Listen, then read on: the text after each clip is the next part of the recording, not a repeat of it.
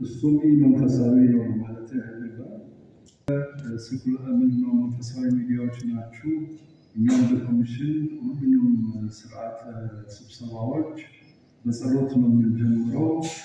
ይህንን ጸሎት ብቻ ቀርጻችሁ ሂዱ አንላችሁ። ሂደቶቹ በሙሉ እንደ ማንኛውም ሌሎች ጋዜጠኞች የማስተጋባት የማሳወቅ ኃላፊነት አለባቸው። የማስታውሰው የሃይማኖት መሪዎች ሲያነሱት የነበረ አንድ ጉዳይ አለ። እኛ በመንፈሳዊ ጉዳዮች በሃይማኖታዊ ጉዳዮች ላይ ስንነጋገር ከሁሉም ሰው ጋር ከመነጋገር እርስ በርሳችን እንደ ቤተ እምነቶች ብንነጋገር ይሻላል የሚል ሀሳብ ሲያቀርቡ አስታውሳለሁ። ይሄ እንግዲህ እኩልነትን፣ የህግ የበላይነትን አንዳንድ የተዛነፉና እነሱ ይሄ ቢቀር የሚሏቸውን ነገሮች ዘርግፎ የማውጣት ሳይሆን በራሳቸው እንዲነጋገሩበት ፈልገው ነው። ፕራይቬሲ ፈልገው። ምክንያቱም በጣም ምንድነው የሚባለው ስስ ብልት ሴንሲቲቭ ነው ፈረንጅኛው። ስለሆነም ነው እነሱ እኛ እንየው የሚሉበት ምክንያቱም እውቀቱ ያላቸው እነሱ ስለሆኑ። ሌላው ብዙ ጊዜ የሚታየው ካሜራዎች በሙሉ ወደ መንግስት አካባቢ ይሄዳሉ። በማግኘት የተሳቡ ይመስላል። ጋዜጠኞች እዛ ላይ ይተማመሳሉ። ቅድም ምናልባት ሰምታችሁ ሊሆን ይችላል። ወንድሜ ስልጠናውን ሲሰጠን ክቡር አምባሳደር ብሎ ሲል እኔ መሐመድ ነኝ አለ። ሀገራዊ ምክክሩ ውስጥ ክቡር ሚኒስትር፣ ክብርት ሚኒስትር፣ ክቡር መንትስዬ ምናምን አንጠቀምም፣ እናቆያቸዋለን። ሁሉም ሰው በእኩል እንዲሳተፍ ስለተፈለገ ስልጣናቸውን አልነጠቅናቸውም። ነገር ግን ወደ ምክክሩ የሚመጡት እንደ ኢትዮጵያዊ ዜጋ ነው። የሚወክሉትን ሀሳብ መከላከያን ሊመለከት ይችላል፣ መንግስትን ሊመለከት ይችላል፣ ሃይማኖታዊ እሴቶችን ወይም ወዘተረፈ ሊመለከት ይችላል። እሱን የከለከልን አይደለም። ነገር ግን ፓወር ዲፍረንስ ላለመፍጠር የምናደርገው ጥረት ነው። አንድ አካባቢ ክቡራን ሚኒስትሮች ምናምን የሚሉ ሰዎች እኔም ነበርኩና እነሱ ብቻ ፎከስ የምናደርግ ከሆነ ለእነሱ ብቻ ትኩረት የምንሰጥ ከሆነ ይሄ እንግዲህ ያጋደለ በፈረንጅኛው ባያስ የሆነ ያንን ነው ማንፈልግ። እንግዲህ ማየት የተሳናቸው ልዩ ድጋፍ የሚፈልጉ ዜጎቻችን አሉ። እነሱ መስማትን እንዴት ነው ይሄ የሚተላለፈው?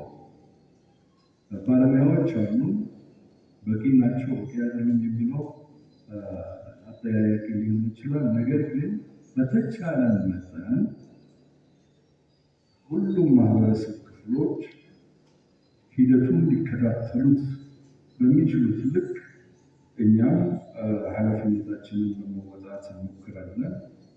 በየዕለቱ በየደቂቃው በየጊዜው መግለጫ የሚሰጥ ይኖራል የሚለው ይሄ ሳይታለም የተፈታ ነው። ምክንያቱም እዚህ ደረጃ ላይ ተደርሰዋል፣ በዚህ ቀን ይሄን ተወያይተዋል፣ ይሄንን ወደኋላ አስቀርቶ በዚህ ጉዳይ ላይ እንደዚህ አይነት ስምምነት ተደርሰዋል የሚለውን የሚሰጥ የኮሚሽኑ ተቋሙ አካል ይኖራል ማለት ነው። ሌላው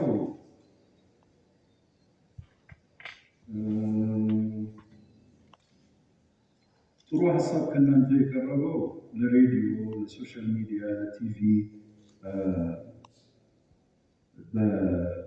በየደረጃቸው እድሉ የሚሰጥበት አግባብ ቢኖር፣ ግን አንዳንድ ጊዜ ዱዋሊቲ አለ።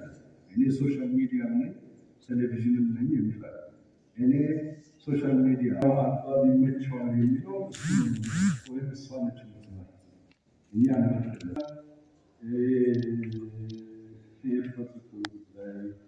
በጣም ጥጥ የሚሆነው ጥጥ ሲሆን ደግሞ ልንገፋ እንችላለን። ይሄ ነገር ሊወሰድብን ይችላል የሚሉትን ስጋቶች በተቻለን መጠን እነዛ አይነቶቹ እንዳይኖሩ ማድረግ የምንችል፣ ነገር ግን እኛ የኢትዮጵያ ሀገራዊ ምክክር ኮሚሽን ነን እንጂ መንግስት አይደለም። ይህንን ወቁ ድገመው።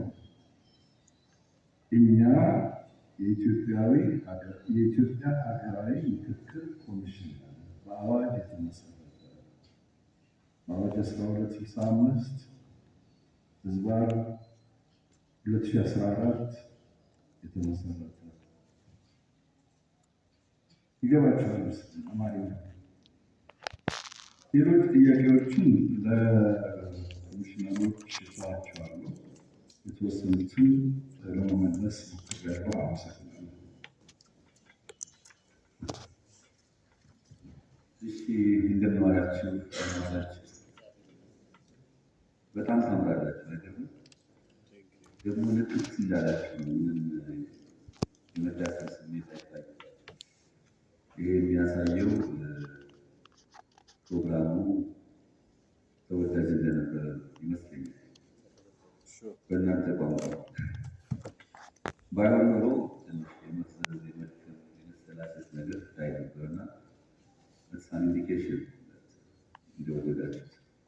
ስለወደዳችሁት ደስ ብሎናል። እኛም ወደነዋል። በዚህ ቁጥር መገናኘታችን ደግሞ በጣም ደስ ይላል። ብዙ ሰዎች አሉ ማለት ነው። ይህ ሁሉ ኃይል እያለ ነው። በጣም የሚገርም ነው። 11 ሰዎች ዓለምን ገለባበጡ። እዚህ ጋር ግን ያሉ 11 ሰዎች እነማን እንደሆኑ አትጠይቁኝ። እዚህ ግን ቁጥራችሁ ብዙ ነው። ኢትዮጵያን እንግዲህ መልክ ማስያዝ እንዴት አልተቻለም የሚል ጥያቄ ያጭራል። ይሄ ራሱ ይህ ሁሉ ኃይል እያለ ይህ ሁሉ በጎ ሀሳብ እያለ ለሀገር የሚሰራ እያለ የገባንበት ነገር ስለሚገባ የሚል ጥያቄ መፍጠር አይቀርም። ከዚህ በኋላ ግን አይ ቲንክ የሚታሰሩበት ይሆናል። እኔ በዋነኛነት አንዳንድ ነገሮች ላይ ማተኮር የሚፈልጉት ቃላት ላይ የምንቸገርባቸው ነገሮች አሉ። ይሄ ምክክር ኮሚሽን ብሔራዊ ኮሚሽን ይባላል፣ ብሔራዊ ኮሚቴ ይባላል እና የማይባል ነገር የለም እና እሱ በእናንተ ዘንድ ደግሞ እነሱ መሆን ያለበት ወጥነት ያለው ስያሜው በትክክል በተገለጸበት አግባብ ነው ለሌሎች መድረስ ያለበት እና የኢትዮጵያ ሀገራዊ ምክክር ኮሚሽን የኢትዮጵያ ብሔራዊ ምክክር ኮሚሽን አይደለም እና ይሄ በደንብ ይሰመርበት። የኢትዮጵያ ሀገራዊ ምክክር ኮሚሽን ነው። ብሔራዊ ምክክር ኮሚሽን አይደለም፣ ብሔራዊ ኮሚቴም ማለት ነው። ሌላው አሁን እዚህ ሲገለጽ እንደነበረው ተወያዮች፣ ተሳታፊዎች እየተባለ ነበር። በዚህ ምክክር የሚካፈሉት ተመካካሪዎች ናቸው። ያንን ደግሞ የሚያመቻቹት አመካካሪዎች ናቸው። ምክክር ካለ አመካካሪ ያለ ማለት ነው እና እሱን ብትይዙልን። አመካካሪዎቹ ፋሲሊቴተርስ የምንላቸው ናቸው። አዋዮች ሲባሉ ማለት ነው። አመካካሪዎች ፎከር ነው ተብሎ ቋንቋ ልሂቃን በተሰጠን ሀሳብ መሰረት ነው አመካካሪዎች፣ ተመካካሪዎች እና እሱን ብትይዙልን። ሌላው የእኩልነት መርህ የሚጠበቅበት ሂደት ነው። የሰው ልጆች ሁሉ እኩል ናቸው። እሱ ነው መሰረት። በእግዚአብሔር ፊት እኩል ናቸው፣ በሕግም ፊት እኩል ናቸው።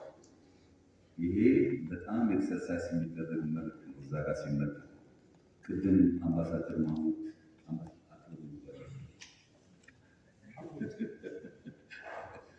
ዊች ኢዝ ኮሬክት እና እዛ ጋር የሚመጣው ሰው ተመካካሪ ነው።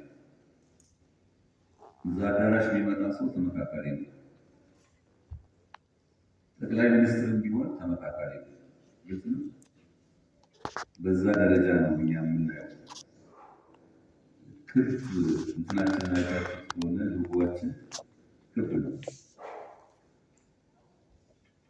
ክብ ሲሆን የትኛው ነው ሰብሳቢ የትኛው ነው የሚባለውን ነገር መለየት አንችልም እና ታሳቢ ያደረገ ይህ ሂደት ማለት ነው። እንደሱ ካልሆነ አስቸጋሪ ነው። ኮሚኒቲ እየተባለ መወያየት በጣም ከባድ ነው። ራሱ ተጽዕኖ ይፈጥራል በሰዎች ላይ። አንድ የሆነ ስም የተሰጠው ሰው እዛ መሀል ሲገኝ ሌሎቹ ሀሳባቸውን በነፃነት የመግለጽ መብታቸው ይገታል እና እንደሱ መሆን ስለሌለበት ሁሉም ሀሳቡን በነፃነት መግለጽ እንዲችል ጀነራልም ይሁን ማንም ይሁን በቃ ሲቀመጥ ተመካካሪ ነው። እሱ